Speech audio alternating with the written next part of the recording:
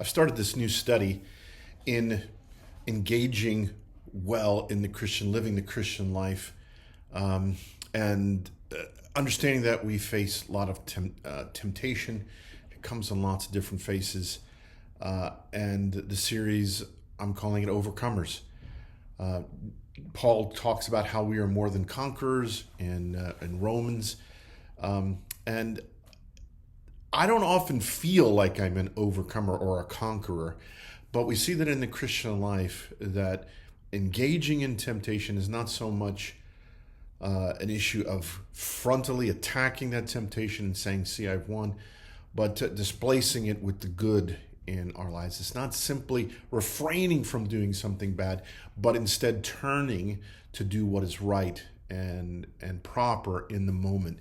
And our temptations come in many different forms. We're using the 7 deadly sins as a framework for that: sloth, envy, greed. And today I wanted to talk about anger, overcoming anger. And I want to read a couple of passages that will be inspired by in this very brief devotion. Lots of passages about anger. There's one in Proverbs 16, whoever is slow to anger is better than the mighty, and he who rules his spirit than he who takes a city. James chapter 1, beginning in verse 19. Know this, my beloved brothers, let every person be quick to hear, slow to speak, slow to anger, for the anger of man does not produce the righteousness of God. God wants to see us flesh out the character of Christ. And if we're quick in our anger, it's working against what God is working in our hearts. But know this, that it's not a sin to be angry. Psalm 4, verse 4, be angry and do not sin. There's a much longer sermon that I have for this subject, but I wanted to focus on that idea that being angry is not a sin in and of itself. There are appropriate expressions of our anger. If you grew up in a Christian setting, sometimes people made it sound like, oh, you shouldn't be angry. Don't be angry. You're being angry. That's wrong. And that's not what the scriptures teach us at all. Anger can be appropriate, but it needs to have proper expression, appropriate expression. And it's hard in our day and age because we live in an age of rage. An author, Henry Fairley, wrote in his book, The 7 Deadly Sins for Today, he said, we live in an age of wrath. It is to be found in the terrorist, the kidnapper, the hijacker, the looter, and in the clenched fist of the demonstrator. Society has been terrorized into surrendering its right to protect itself by restraining its police and lawful actions out of fear that it might provoke others. We're uncomfortable with our anger and our expressions of it, but Jesus was angry.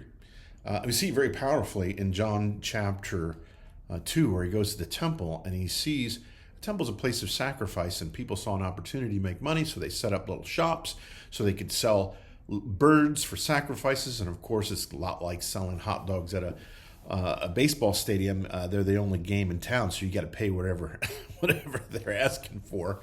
And they were exploiting people, and Jesus is not happy about this. John chapter 2, verse 13, the Passover of the Jews was at hand, and Jesus went up to Jerusalem. In the temple, he found those who were selling oxen and sheep and pigeon, and the money changers sitting there, and making a whip of cords, he drove them all out of the temple with the sheep and oxen, and he poured out the coins of the money changers and overturned their tables. And he told those who sold the pigeons, take these things away. Do not make my Father's house a house of trade. Ooh. He was so angry, he turned over tables and he made whips and he was chasing people away. There are few stories about Jesus that make it into all 4 Gospels. Jesus' baptism is one, Jesus recruiting disciples, Jesus' entry into Jerusalem before he's crucified, Peter's denial of Jesus, and this story. Even the Last Supper didn't make it into all 4 Gospels, but this story did.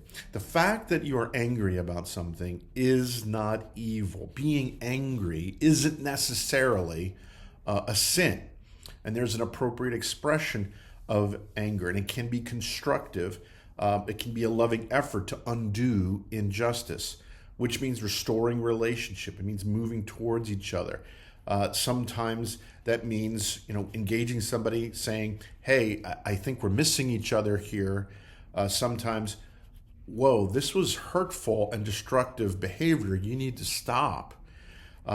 Sometimes it can be loving. Sometimes it needs to be forceful, like in John chapter 2.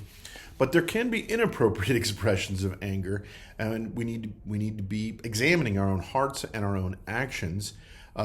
Jesus says in Matthew 5, "But I say to you that everyone who is angry with his brother will be liable to judgment. Whoever insults his brother will be liable to the council, and whoever says you fool will be liable to the hell of fire." Now, what that's saying is we can get angry and be rude and uncaring for the people around us, and that is sin.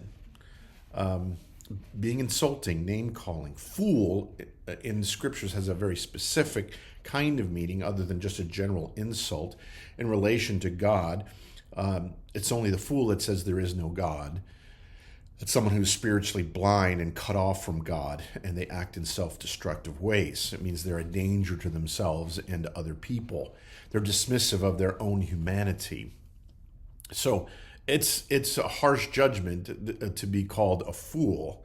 I try not to use the word fool when I talk about other people, but I have to tell you that in my mind, I have a word. When I get frustrated with somebody and I feel like they're being foolish in their behavior, I tend to call them a Magoo.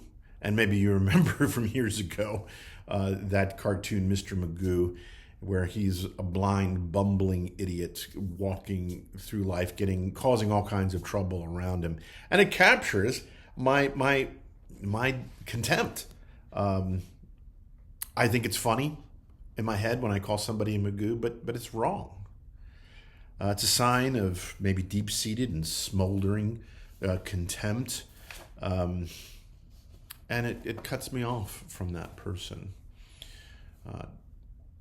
If you call somebody a fool, you are liable to the hell of fire. Now, thankfully, there's mercy. But mercy doesn't mean that sin doesn't remain sin. It means I'm forgiven, and that hopefully I'm restored in such a way that I don't do it again or do it less, become more like Christ. What I want you to think about this: anger is not a sin, but in your anger, do not sin. Find appropriate expressions of it, particularly when it can be constructive in restoring relationship. But watch out, because it can be a consuming fire. Overcome and live like Christ.